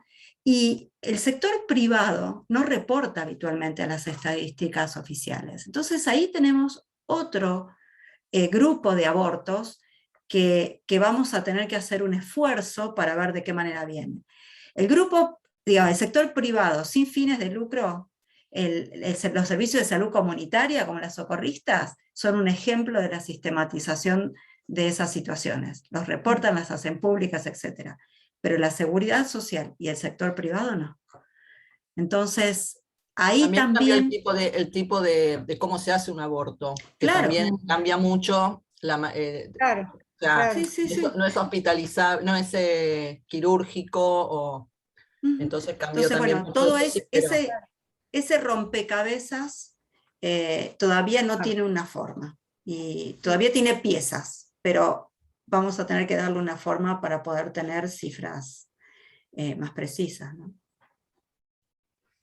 Sí, yo saliéndome un poco de la cuestión del número de abortos, que también entiendo que pasaron, las estimaciones que hicimos eran para principios o sea, para el periodo 2001-2005, y ya pasaron 15 años, parece que no, pero cambiaron muchas cosas, o sea que también podría cambiar en la cantidad de abortos. Yo quería recuperar de la presentación de Lilian y de lo que dijo Mario, para preguntarle a Silvina, ¿no? Esta cuestión de la objeción de conciencia, y me preocupó uno de los gráficos que mostró Lilian respecto de la cantidad de lugares donde no había, digamos, ningún hospital o sector de salud que hiciera los abortos, y quería preguntarle a Valeria, porque la presentación de ella no lo mencionó, ¿qué pasa con la objeción de conciencia en los sectores de salud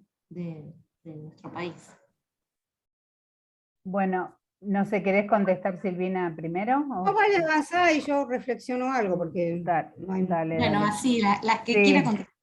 Por un lado, porque en la Argentina, yo creo que por las características de la ley, a diferencia de otra legislación en el campo de la salud sexual y reproductiva, regula la objeción de conciencia. Y creo que eso es un valor muy importante a la hora del comportamiento concreto luego de la práctica en los efectores, porque la autoriza, pero también la regula fuertemente, sobre todo sistemas de salud que tienen que garantizar, y todo el tema de derivación asistida o acompañada para resolver la práctica en lo que es obras sociales y sector privado.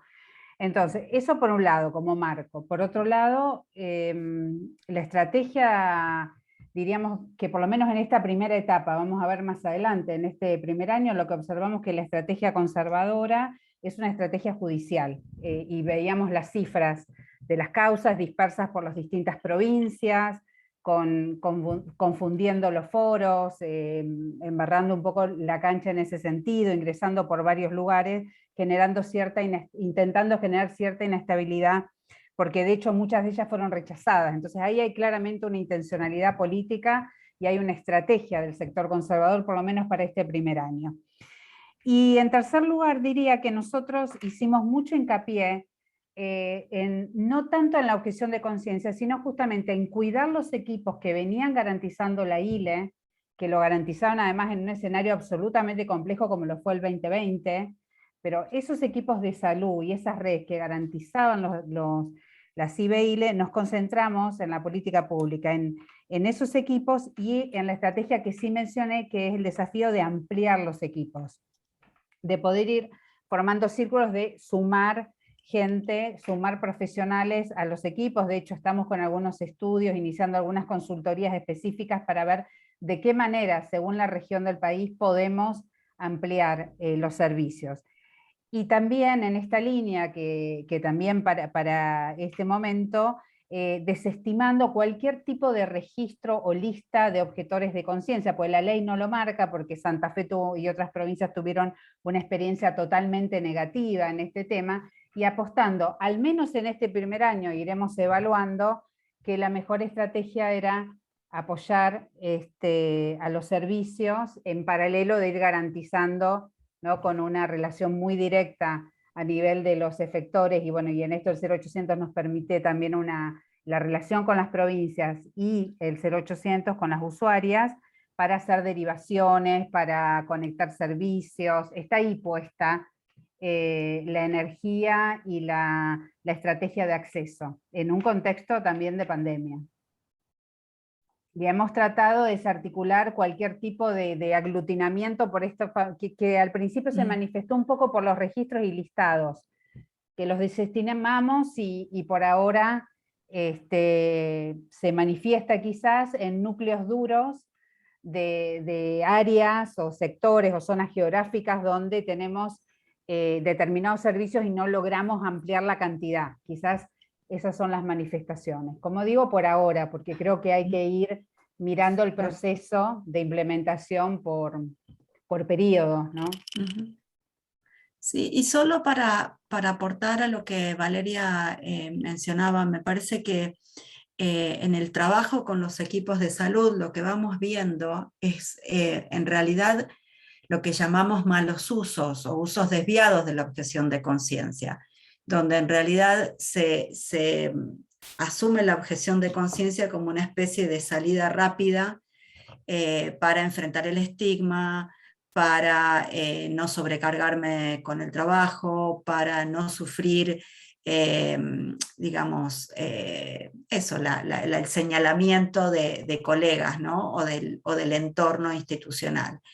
Y en la medida en que los propios equipos van desarmando con asistencia, con reflexión o con sensibilización, bueno, progresivamente también los núcleos de objeción de conciencia quedan en las personas que realmente tienen una objeción personal a hacer el procedimiento, pero no necesariamente a la derivación oportuna o a atender el posaborto, ¿no? Pidió la palabra Mario, y también me había dicho Silvina que quería hablar. Silvina, no sé si querés hablar ahora o dejarlo hablar y después Me da lo mismo. Yo quería hacer un comentario sobre la presentación de Mario, justamente. Porque me Entonces, gustó mucho. déjame, Silvina, que le hago una pregunta a Valeria y después hacemos de la mía. Porque Ok, sobre... bueno, voy a la Me gusta cola. porque ¿Para qué ustedes se dice? organizan, me gusta porque ustedes se Poneme en la organizan solos. Le dije, poneme en la cola y efectivamente me pusieron en la cola. Claro. Ok. Porque son sobre los números, son sobre los números. No, una es, le escuché un montón de veces a Lilian cuando estuvimos charlando sobre aborto en Uruguay. Cambia la ley, pero el estigma no desaparece de un día para el otro. Y entonces la pregunta que le hacía Lilian a sus ministerios y que yo le hago a nuestro es, ¿existe todavía un registro del aborto clandestino, ya sea a través de la venta de misoprostol o incluso el viejo número de hospitalizaciones por complicaciones de aborto, ¿no? Digo, para preguntar si está ese dato desde que el aborto es legal, ¿qué pasó con ese número? Y la otra cuestión no menor, bueno, y el no reporte per se que tiene el sistema privado de salud, es decir, total para que, digamos, ya no hay un efecto, por así decir, de previsión de nada, es simplemente estadístico, entonces ¿para qué voy a reportar un aborto hecho en consultorio o qué sé yo? Pero la pregunta es ¿qué pasó con el dato de hospitalizaciones por complicaciones de aborto? Y lo que pasó en todo el mundo, ¿no? Que con el COVID y el aislamiento preventivo, los abortos tardíos y ya complicados fueron una situación no infrecuente en todos los países, ¿no? Pero básicamente la pregunta era, ¿está el dato también de qué pasó con las complicaciones, las hospitalizaciones por complicaciones? Sí. Ese dato es el dato que procesa, que comentaba Mariana, que procesa la DEIS, que tiene mucho más retraso, digamos, eso tenemos, creo que la última es 2018, si no me equivoco, ¿no? 2018, así que todavía nos falta bastante, digamos, para ese dato. Sí, nosotros en el 0800 que recibimos ya este año 10.000, se recibieron durante el año pasado más de 10.000 consultas en plena pandemia, y claramente en pandemia se llegó más tarde, como vos decís, a abortos más, ILES más de periodos gestacionales más avanzados. Pero el dato, bueno, tenemos que esperar que lo reportan las provincias, que la DEI lo procese. Y acá es donde, perdón, quiero agregar algo, y acá es donde la implementación de la política de acceso al aborto se empieza a topar con problemas estructurales del sistema de salud argentino, porque el sector privado no es que no reporte el aborto, no reporta nada. Entonces no es una problemática del aborto, es una problemática de la manera de funcionar el sistema de salud argentino y de la escasa capacidad que hemos tenido de generar rectoría en materia de reportes de todo tipo. Entonces ahí es muy interesante ver desde el punto de vista de la implementación de una política, como cuando la ensamblás en el campo de la política sanitaria, que es lo que debe ser, empieza a encontrar otros problemas que no son idiosincráticos, digamos, del aborto, sino que le pertenecen, digamos, a otras áreas también y otras debilidades estructurales de la política sanitaria, que no solo el aborto podrá resolver, habrá que resolverlas en un sentido mucho más comprensivo, ¿no? Si es que vamos en la dirección de resolverlas. Pero ahora sí yo quería aprovechar para comentar algo de la intervención de Mario, que me gustó mucho. Gracias, Mario, por tu intervención. Y me gustaría levantar un par de ideas. Primero, hacer comunión con tu idea de esa reivindicación de estos espacios para comprender mejor lo que nos pasó. Digamos, siempre la historia es absolutamente imprescindible para entender los procesos, lo que nos está pasando, que es parte de la presentación de Valeria, ¿no? Y también para seguir pensando. Y lo que vos planteaste es esa alertidad que creo que es necesaria, no solo, a mi entender, para identificar que no nos pase, digamos, tempranamente cosas de lo que está reportando Lilian, que le pasó al Uruguay, ¿no? Estar alerta para identificar rápidamente las amenazas, sino también para construir una nueva agenda. Yo, la verdad que estoy preocupada y lo he dicho muy tímidamente en algunos lugares, porque no veo una agenda del aborto en proceso de renovación. Yo veo una agenda del aborto alicaída, como si ya hubiéramos conseguido la ley y se hubiera acabado el problema.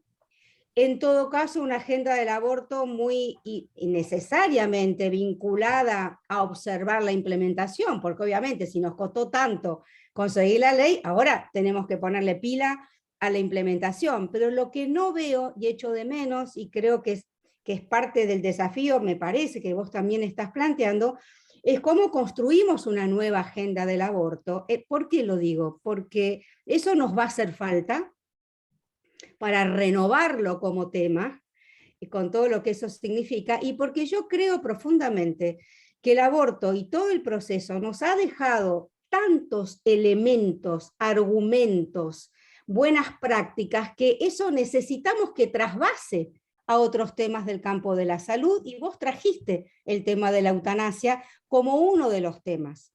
Y yo creo que el aborto, quienes trabajamos en el aborto, quienes estudiamos el aborto, quienes proveen abortos, tienen un capital de experiencia y un capital, algunos más conceptual, otros más empírico, muy rico para seguir generando ideas, no solo para mejorar la política de acceso al aborto, sino también, insisto, para trasvasar hacia otras áreas del campo de la sociología de la salud, de la política de salud, que están mucho más huérfanas de una reflexión ética, de una reflexión jurídica, de una reflexión sociológica, como sí tenemos en el campo del aborto, y creo que no necesitamos aprovecharlo sin ninguna duda, porque insisto, creo que es un capital muy rico que no debería quedarse solo en el pasado y en la conquista que tuvimos para aprobar la ley.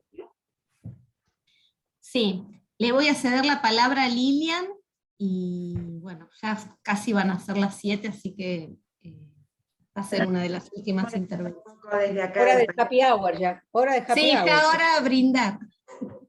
Sí, bueno, perdonen que jorobe siempre acá desde el paisito, pero bueno, no, un poco para atar lo que había planteado un poco Mario. Yo creo, Silvina, y me permito discrepar un poco contigo, creo que realmente es de las agendas más vivas que yo conozco, es la de aborto, en términos de justamente de sustrato y sustento para otros debates. Ahora en Uruguay tenemos el debate sobre eutanasia, donde la tensión entre cuidados paliativos que Uruguay ya tiene y eutanasia vuelve a reconstruir todo el escenario de las voces más ultraconservadoras, ¿no? Y vuelve a revitalizar toda cuestión de la vida, donde francamente la gente que está trabajando nos está pidiendo argumentación a quienes venimos desde el campo de aborto y derechos sexuales y reproductivos. Digo eso porque justamente ese es un acumulado que está vital y que me parece que justamente a veces no logramos aquilatarlo en toda su dimensión. Y la otra cuestión es la reacción, que hoy estamos llamando el cómo los avances generan la emergencia de las ultras e históricas fuerzas ultraconservadoras de la sociedad, ¿no? Y esto ha emergido en toda la región y en toda América Latina, y eso creo que también es una dimensión que no se puede obviar, porque forma parte también de una estrategia de contraataque que hay que tenerla en cuenta, ¿no? O sea, me parece que no solo actuamos nosotros, sino que también hay que saber que generamos reacciones y emergencia de viejos valores y sistemas que realmente resisten y con mucha fuerza. Esto me parece que también es bueno saberlo para no autofustigarnos todo el tiempo con que no estamos a la altura, que muchas veces ha pasado, ¿no? Me parece que eso también es importante plantearlo. Pero nada, agradecerles la oportunidad, siempre es un gusto escucharles, les felicito realmente por la ley, ustedes han puesto un nuevo parámetro, ¿no? O sea, la ley de Argentina es excelente, y me alegro mucho, Valeria, por una implementación que además también contabiliza recursos públicos y presupuesto, que también es crucial para el seguimiento y monitoreo de esta política. Un gustazo, como siempre, haberlos escuchado, Mario también, Silvina, Marina y a todos quienes me invitaron, muchísimas gracias. No le quiero negar la palabra a Celeste, pero te pido por favor que seas cortito. Sí. Sí. Perdón, una pregunta ya para cerrar. Allí, bueno, felicitaciones a todos, a todas por las presentaciones. Allí Valeria mencionó el tema de los desafíos de la ley, que eso a mí me parecía re interesante, todo el sistema de información, el tema de la ampliación de los equipos, y yo ahí le quería preguntar a Silvina y a Mariana, ¿cuáles les parecen, además de esos desafíos que mencionó Valeria, que son importantes que tengamos en cuenta? También pensando en esto que mencionaba Silvina respecto de la construcción de esa agenda. Yo creo que un desafío es mantener el tema en la agenda y ponerlo y seguir poniéndolo en la agenda como supimos ponerlo durante mucho tiempo. El hecho de que el aborto se haya legalizado terminó una historia, pero empezó otra. Y empezó la verdadera historia de la garantía del derecho. Entonces, me parece que ese es un desafío, sin ninguna duda, mantener el tema en agenda. Y a mí personalmente, y lo vuelvo a reiterar, lamento que Lili no me haya entendido o yo no haya sido clara, yo creo que el otro desafío enorme es seguir pensando el tema del aborto más allá de la implementación de la ley. Y creo, desde el punto de vista de nosotros como investigadores e investigadoras, a mí me parece que ese es un desafío importantísimo en la agenda, por lo menos de la academia, pero también de la política, ¿no? Celeste, yo para responderte, quizás porque tiene que ver más con mi formación básica, puedo pensar en 3 desafíos que están mucho más focalizados a la provisión de los servicios. Primer desafío, disponer de la tecnología adecuada. Eso significa mifepristona y misoprostol en todos los niveles del sistema de salud y disponible a los prestadores y las mujeres para autogestionarse sus propios abortos. Segundo desafío es ampliar opciones.